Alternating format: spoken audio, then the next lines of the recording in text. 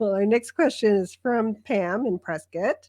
She is renting a house while their house is being built. Welcome, Pam, to God's country. Yes, but she wants to know, because she doesn't want to plant a rose in the ground. Okay. She wants to know, can you put a tea rose or a larger rose into a container and successfully grow it in a container? Absolutely. And they'll thrive. They'll almost bloom better in a container.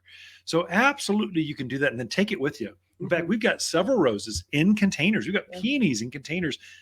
We have fruit trees and flowers and Japanese maples in containers. They've been there for years. Right. You can absolutely do that. Now, a rose is a big plant, especially a hybrid tea. Those are those long stem roses.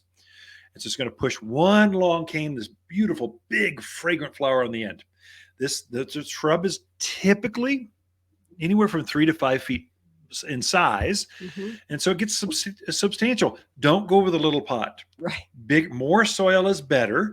Now, I realize your house is going to be built in 9 months or however long it is. So it's a short term. It's this season's fix. So it isn't quite as important. My guess is you'll fall in love with the look and you'll keep it in that container and you'll just put it by your front door, your patio, your garage, your back deck. You're going to enjoy it that way. So probably go with at least, I would say 18, really 20-inch, 24-inch size width pot. It'll look proportionately good for that shrub.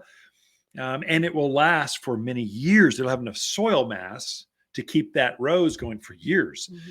If you wanted to, if you just don't, you're going to put it in the ground. I'm going to have a rose garden. I'm going to have 20 roses. That's what I'm going to do. It's just temporary. I just need my fix while my house is being built. If that's the case, you can go with shorter for that.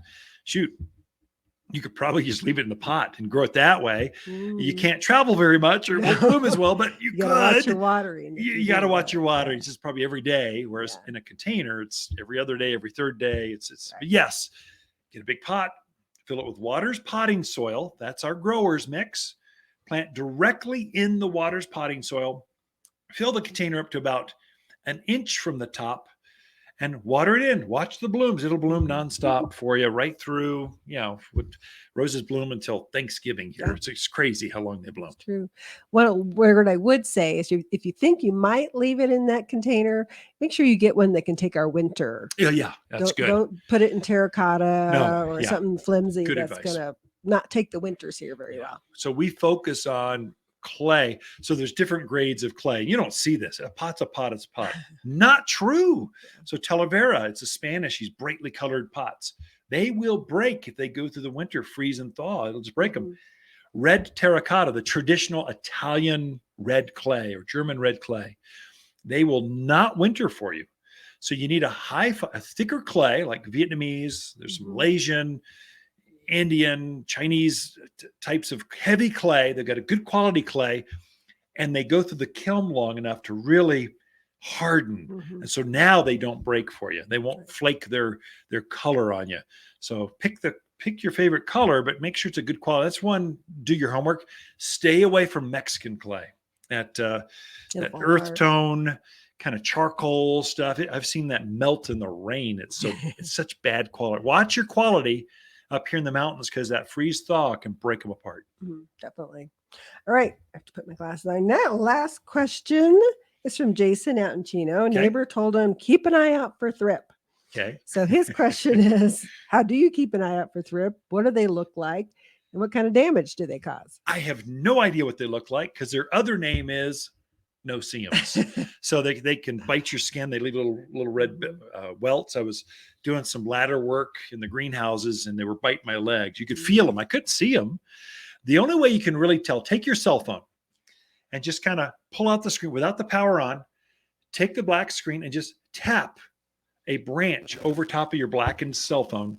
And if you see dust particles jumping around the screen, you've got thrip. There's a problem. And what thrip do, they get inside the flower or on the bottom side of the foliage, and they have a scarifying mouth part. They'll actually scrape the tissue of that plant off the plant. So the plant will actually wince. It'll actually curl.